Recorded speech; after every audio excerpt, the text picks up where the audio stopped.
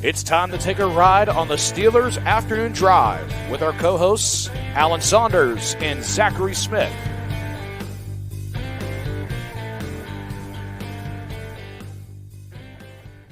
Welcome into another episode of Steelers Afternoon Drive. I'm Zachary Smith. That means that's Alan Saunders. Alan, what's going on today, pal? Just jamming to the tunes, listen to Brandon Rossi's melodic vocal instrumentation. Melodic. What a word. And yeah, that's it. We don't necessarily have any news right off the bat to talk about, but I thought yesterday's conversation was interesting, and we can kind of spin off of that, Alan, because, you know, we're kind of past that first wave of free agency now. The Steelers do still have glaring holes on the roster, and everybody, I think, is obviously attracted to the, for lack of better word, sexiness of a Brandon Aiyuk or other star receiver trade. But you start to take a look around the rest of the roster. Like, you know, if they played a football game tomorrow, Nate Herbig is the starting center. So, you know, is it even feasible? Does it lose some of that attractiveness when you look at the rest of the roster? You know, and I just think that's a good conversation to have today, kind of spinning off of what we were talking about yesterday.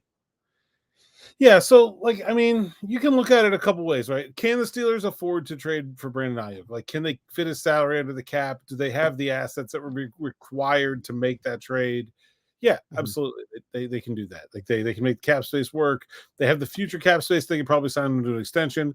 And there's no real doubt that Brandon Aiyuk is going to be worth, you know, the whatever, 4 years, $100 million he's looking for. I think he's a good player. I think he probably will be a less good player when he leaves what is a very, very high-level passing offense in San Francisco. I think we should probably assume that he will not necessarily be as productive as he has been there, but he's going to be very good.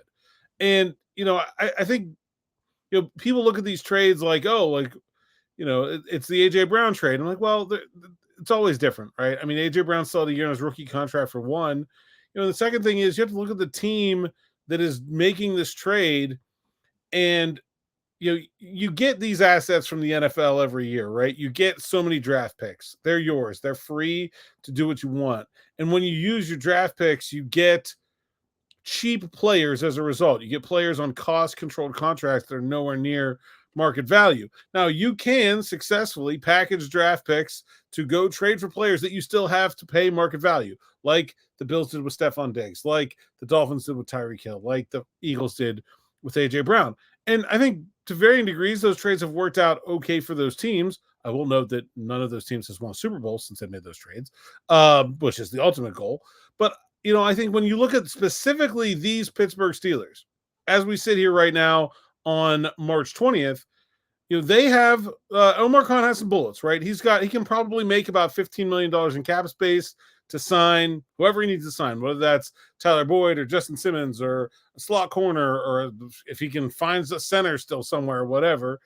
And he's got, you know, a first, a second, and 2/3 coming up in this 2024 NFL draft that should be able to be guys that are going to be maybe not day one, but contributors this season, you know, improve the team this coming year. Does he have enough in what's available and what's available to you on the market to go using like 3 of those? So you consider your $15 million, your first round pick, and one of those other picks. Would it make sense to put 3 of those things into one Brandon Aiyuk and leave multiple of their other top needs unaddressed? And I think that's where the logic behind making that move for these Steelers right now seems to fall apart. And that's why I don't think it makes sense for them to do this. And I'll also add, it just doesn't make sense. The process doesn't make sense. The Steelers weren't involved in any of the top wide receivers in free agency.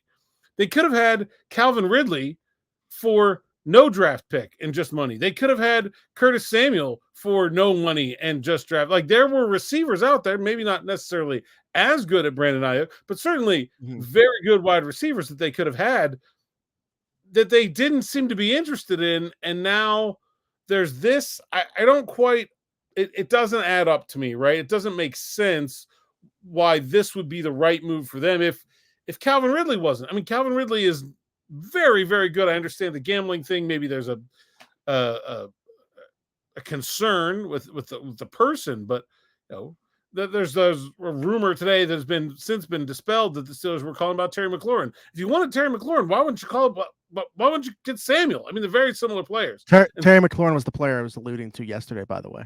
Okay, yeah, not available according to people that Right. cover the Washington Commanders. But yeah, I mean, and that doesn't make sense to me in the first place. And I look at what they need. They need a tackle. They spent all offseason last year trying to find a tackle to replace Dan Moore, and he's still there. They need a center. They literally don't even have one. They need a slot corner. That's not as pressing of a need. You can find those guys relatively cheaply, but they don't have one. None of their corners on the entire roster are slot corners right now. They probably need another wide receiver. They probably need 2 wide receivers. They have 3 guys, unless you're banking on Des Fitzpatrick or Deuce Watts doing something that they didn't do last year. They need 2 receivers. And so they have multiple needs here. And I don't think packaging them all into one guy is the best way forward for the Steelers, even if Brandon Aiyuk is a very good player. Yeah. I definitely can't disagree with your thought process as much as I would love to have Brandon Aiyuk, and I would celebrate the move if they did it. And I guess my thought process would be not saying that Omar can't make a mistake, but if they were to feel comfortable enough that they could go and make that move and still build this roster, I would let its vision play out before just on the surface saying, no, they shouldn't have done this for Brandon Aiyuk. At the same time, like we've seen cases, you brought up a couple of scenarios there. We saw how it worked out for Tennessee on the other end of that AJ Brown deal, where like Treylon Burks, they kind of took a risk there, saying this guy will come in and be able to replicate some of that production. That obviously did not pan out for them. They went out and got DeAndre Hopkins. And you just mentioned Calvin Ridley, threw a bunch of money at him as well to add to that wide receiver room. And then you start to question their process, like, okay, you're going to give $92 million to Calvin Ridley, 4 years older than AJ Brown, when 4 years ago you didn't want to give it to 24-year-old AJ Brown. So, I mean, but if you trust Omar Khan's process, and again, going back to last year's draft and the way that he uses draft picks, because that's the argument, right? Is the player that you are trading for is a proven commodity. Draft picks there's a bit of a gamble. Like, even if you think this is a really good prospect, there's not 100% certainty that this player is going to pan out. So the idea of, trading for Brandon Aiyuk and signing him to a long-term extension, or drafting a receiver that in a very good draft class, getting 4 or 5 years of cheap production and kind of weighing those two against each other, I go back and forth with it, and I really struggle with it. Yeah, I think you can make a better argument for making the free agent addition. Like, I really think like this, your first round pick is the most valuable asset you get every year. And all you're doing, if you trade that for Brandon Aiyuk, is trading for the right to pay someone market value. Like, that's what you're going to pay him when you get him. He doesn't want to play under the 1 year extension. You're going to pay him market value. And I think this is something a lot of people lose sight of. If you have a team composed entirely of players that are earning market value under a hard salary cap, you would have the worst team in the NFL. Like, that would be the worst. Right. Yeah. You have essentially built like what Dan Snyder tried to do with the Washington Redskins back in the day. Like, if everybody on your team is making market value, your team stinks. You have to have players that are making below market value. Now, the Steelers obviously have below market value situation at quarterback, clearly. But you have to have a lot of them, right?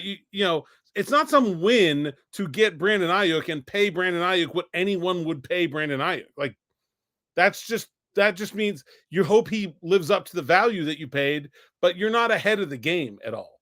And there are other ways to get ahead of the game, like, dumpster diving, which is basically what the Steelers did at quarterback this year. The draft is the number one way. I just think at the end of the day, if you're not confident enough in your process as general manager and your team building to say that we're going to win with our first round draft picks, then you've kind of already failed. Like, if you look at your draft picks and say, well, hey, this is probably only 60% chance he's a winner, let's trade it for Brandon Aiyuk. Like, if you don't hit them, then you're not going to win anyway. So, like, it kind of doesn't matter.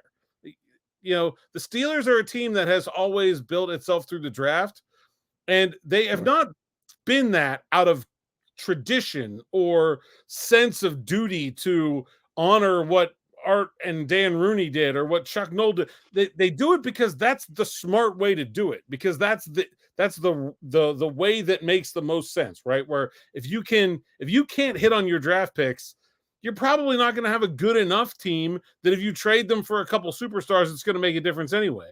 Certainly there are counterexamples. The Los Angeles Rams just kind of did it a couple of years ago. But, I mean, if you think about it, they drafted Aaron Donald. Like, they drafted Todd Gurley. They drafted a lot of the guys that built the sort of core of that team that they then decided to go all in with at one point. They were getting a lot of above salary production out of guys. Yeah, like surplus. In addition to those like Jalen Ramsey, who they traded and paid, or Matt Stafford, who they traded for and paid, things like that. So, I think it's fine if you're a team that is one big need away and you have the assets to do it. I just don't know how you can objectively look at the Steelers roster and say, oh, all they need is a wide receiver and they'll be great. Right.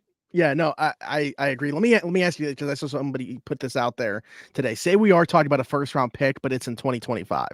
Like if it was like a lesser pick this year plus a 2025 first or something. I mean, I don't know that that's paying less, right? Usually you have to go. Sure. The rule of thumb is like it's a round up for a year later. So like if the ask was a second this year, that would be a first next year. So you're obviously getting the player for less if the 49ers would agree to do that. It's interesting. It doesn't really change the basic math of you are still trading an asset that ought to be able to get you a cost-controlled player with a surplus for just basically the right to pay someone full price. I guess my thought was it allows you to address whatever the top need you felt was this year in the first round. So you're going to have an answer at tackle. What that gives you the opportunity to say is the Steelers aren't a player away this year, but they will be next year. Yeah. But I don't know how you can say that with zero quarterbacks on the roster. Yeah. Like, right. That's right now, if the Steelers traded their first and their third for Brandon Aiyuk, as things stand, he may have to snap the ball, throw the ball, and catch the ball in 2025. He'd be the only guy. Like that's, and I had people talking with what the cost was for him. I mean, maybe that would be the idea. I don't know. I had people talking to me like, oh, they can afford it. They have so much 2025 cap space. Guys, you can't look at 2025 players on the roster too. 2025 cap space. They have nobody signed. Of course they have 2025 cap space. They have zero quarterbacks. What's going to happen here is the second the Steelers start to make some more moves, they're going to extend or restructure or void year Cam Hayward. They're going to start to restructure guys like Alex Highsmith and Minka Fitzpatrick's contracts and start pushing money into 2025. They're going to give Pat Freiermuth a new contract, and then they're going to sign a quarterback for 2025, whether it's Russell Wilson or Justin Fields or somebody else. And all of a sudden, all that cap space that looks like they have next year is gone. They don't have what is it, like 20-something players right now under contract? Yeah, they don't have anybody under contract. Of course, they have cap space. That doesn't mean that they have just money to burn in 2025. And so, look, he's a great player, and I don't think it's a bad trade. Like, I think the 49ers should find a way to pay him. Like, I think that's like the right answer here, right? Is that like you don't want to be the team. You would rather be the team trading for Brandon Aiyuk than the team trading Brandon Aiyuk. Like I'm 100% on that. Like if you want to make the comparison to the Eagles and the Titans, like you'd rather be the Eagles than the Titans. I just don't think everybody is in the position to be the team that trades multiple top draft assets for a receiver that is not cost controlled when they don't even have a quarterback. Like, it feels very much like this would be a very similar move to me of drafting Najee Harris in the first round with no offensive line. It's like you've got the cart before the horse. Like, how could you commit $100 million to a wide receiver and no one to throw him the ball? Like, it just feels backwards to me. It does. Yeah, I don't know if you have anything else on the Aiyuk thing, but you said a couple things in there that I wanted to ask you about that weren't on today's, because you mentioned a Pat Freiermuth thing. You said a Pat Freiermuth extension. Is that something that you actually believe is going to happen? I believe they're going to have some conversations about it. I think they would like to extend him. I'm unsure if their sides are going to get together on a number. I think they might start pretty far apart. If I was Pat Freiermuth, I would want valued like my potential, not my results. And if I was the Steelers, I would want to pay for results, not potential. Sure. So, just sort of objective looking at both sides. I know they're going to talk. Usually, those kind of discussions don't really start until we get to maybe June. But I think they're going to start pretty far apart. We will see what happens. I don't know. I'm very curious to see what happens there, because I think Pat Freiermuth is a better player than his numbers. And I think that's pretty clear. But you get paid on numbers in the NFL when you're a guy who's been in the league for 4 years already. That's just the way it works. I don't know what's going to happen there. That could be interesting. Also, will he hold out or hold in or whatever you want to call it if he doesn't get a deal when we're dealing with a new offense and a new quarterback? Like, hadn't crossed my mind. Yeah. Some years your fourth year tight end not being at OTAs, not really a big deal, right? This year kind of feels like a big deal. And so will that happen? I don't know. Something certainly to keep an eye on as we go through these next couple of weeks. What do you think? Like, would it be comparable at all? Because I know people have thrown this name around in terms of a contract situation. Cole Kmet. Like, do you think that's a relatively similar conversation? Like, he got 4 years, $50 million, 32.8 guaranteed on that. I think that would be my ask if I was Freiermuth's agent, because I think they are comparable players. Mm-hmm. I just don't know. Like, if you look at Cole Kmet, so let's see, he is entering his 5th year. So he did that deal did he do that deal before this past season or after? It was a 4-year deal. It was, so he played 2023 still on it was before last season. Yeah. So when he signed that deal, he had 3 years of 28 catches, 243, 60 catches, 612, 50 catches, 544, and 9 total touchdowns. Yeah. So, I mean, that's pretty comparable to what the Steelers have gotten out of Freiermuth in his 3 years. 60 catches, 497, 63 catches, 732, 32 catches, 308, and 11 total touchdowns. So if anything, I think Freiermuth's numbers are better. He's probably not as good of a blocker as Kmet is. So yeah, I mean, I think that contract, I think that contract feels pretty good. He was a higher draft pick, right? He was early 2nd round. Actually, they might have been pretty close. Well, Freiermuth was what, 55? Kmet, and Kmet was 40 something, I want to say, or 43. 43. Okay. So a little bit of higher draft pick, but yeah, I mean, I think that feels pretty reasonable. Now, do you think the Steelers would go for that? 4 years, $50 million?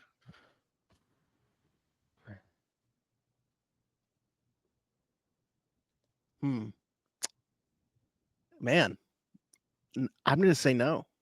I kind of think so too. Like, that's why I think this is going to be contentious. But one way or the other, whether they extend Pat Freiermuth or not, they're going to spend some money on tight end in 2025.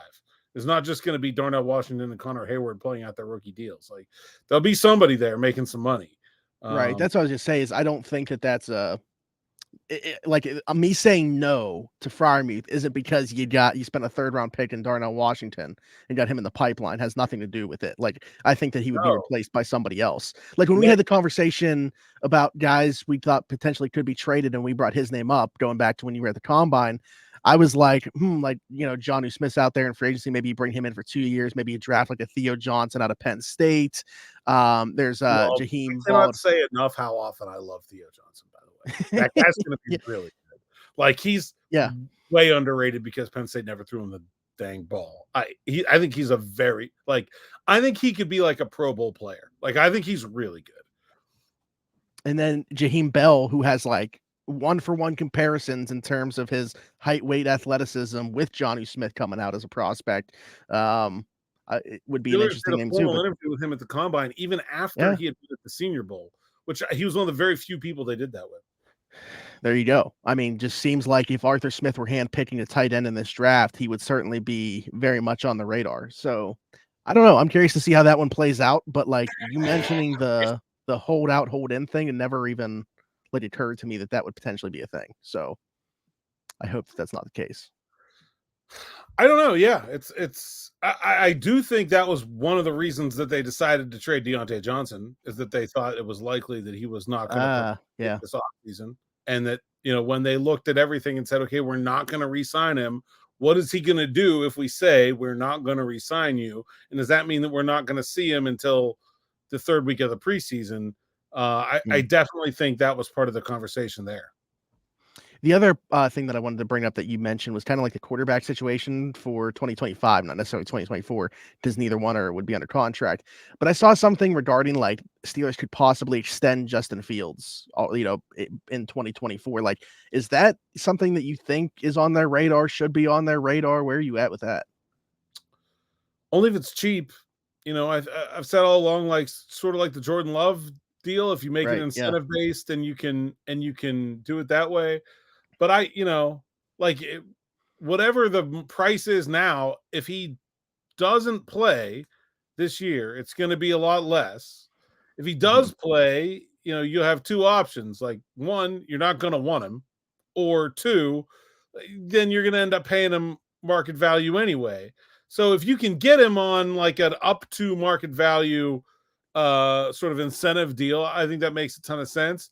If they can't, I think they should feel comfortable going into the year with both of these guys entering the final year of their deal. They won't pick up his option. I think we can pretty definitively say that. But I do think they shouldn't feel that they need to extend him. I think it's okay if they go into this year with both guys entering their contract year. Okay. Yeah. I mean, I agree. I saw that, and I don't know if I was as thrown off, but like similarly to on Saturday, how it was put out that like the Steelers and Russell Wilson would like to extend, after 2024 again, before he even played a snap. Like I was kind of in that same boat where I was like, what are we talking about here? Like, why is this even the conversation right now? But Alan, we spent a lot of this episode talking about, the draft capital that the Steelers have, and, how they need to keep this draft capital and hit on these picks. Ike Taylor was running drills for the corners at Alabama, and we've spent so much time talking about, offensive tackle and at center, because right now, haven't upgraded on Dan Moore Jr., and Nate Herbig would be this team's starting center. So obviously we're going to spend a lot of time talking about potential offensive line picks in the first round. But Terrion, Arnold, Kool-Aid, Mckinstry, two very interesting cornerback prospects at Alabama. Are they in this conversation too? Like, should we be entertaining the idea, and should it be on our radar that the Steelers might not go offensive line in the first round? Or receiver. Sort of mixed signals here, right? Because Ike's there running the DB drills for the two Bama corners, both of which are first round options.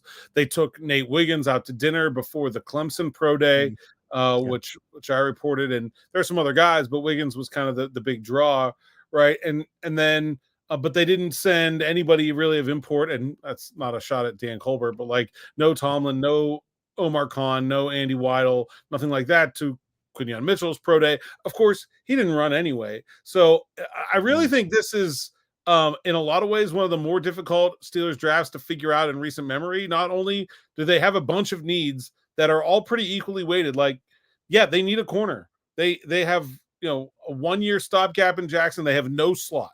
So somebody that can play inside out, or somebody that could be, if they could move Jackson to the inside and somebody could be another outside corner, that they absolutely need one. They absolutely need two wide receivers, but certainly, like we talked a lot about, Brian Thomas and that being a potential option. We've talked a lot about the offensive tackles, and of course, Jackson Powers Johnson. Mel Kiper today said medical stock down. Doesn't think he's a first rounder. So that was interesting. I think, to me, you have to consider corner, wide receiver, tackle in any first round, that you aren't just totally stacked at those positions, because they are the positions of premier value. When we look at the Steelers and why they don't have any money spent in 2025, it's because they have zero quarterbacks, only wide receivers on rookie contracts, and only tackles on rookie contracts. Those are what they don't have, and they only have corners on rookie contracts. Those are the most expensive positions in football. Those are the places where, if we're talking about that surplus, you make the most money in the first round. You can get a tackle that'll be a $20 million a year player for 4 or 5, right? You can get a corner that'll be a $20 million a year player for 4 or 5. You can get a receiver that'll be a $20 million a year player for 4 or 5. And so, yeah, I think we need to consider corner. I'm just not sure that I'm in love with the fit of any of the specific guys. Terrion Arnold is probably the one that I think feels very much like a really good fit for the Steelers in terms of he could play in the slot day one. If they eventually want to move him outside, he could probably do that.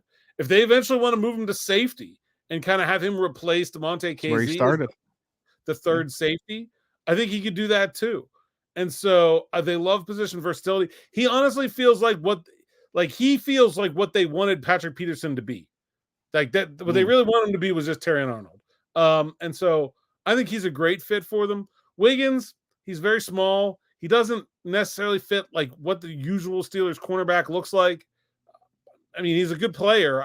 I'm a little only played in zone heavy schemes there at Clemson too. I mean, and just is allergic to tackling. That one. Yeah. He did put on 9 pounds from the combine to the pro day. Apparently he was sick before the combine or something, but he was like 170 pounds at the combine. So that's good.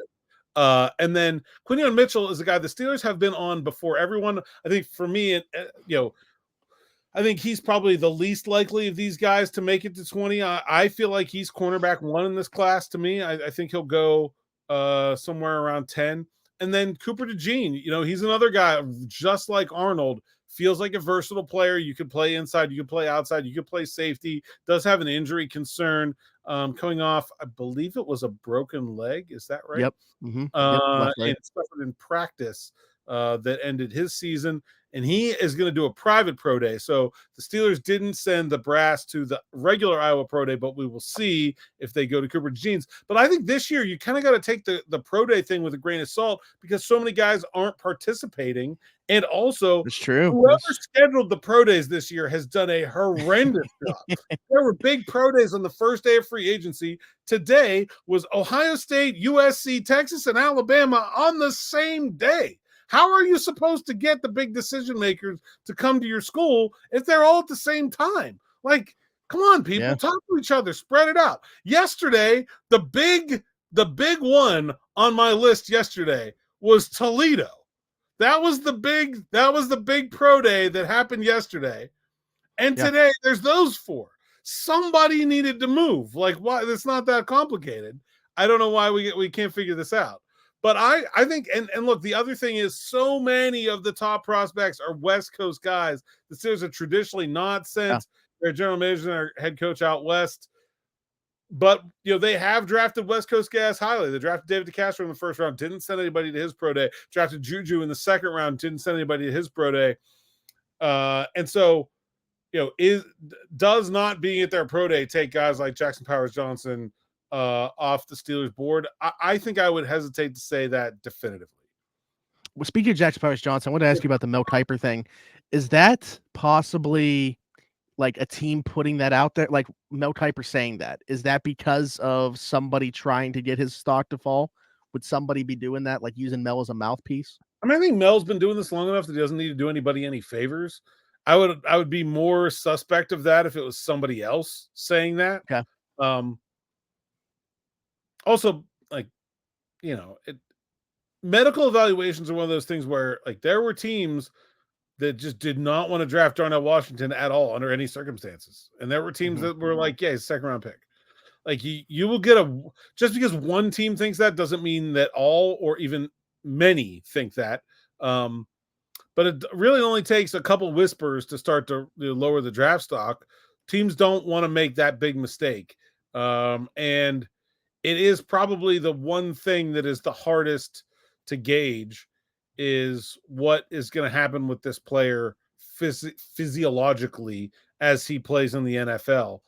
It's, despite spending a lot of money on this medical testing, how many players do we see that just can't stay healthy enough to play in the NFL? Like, it happens all the time.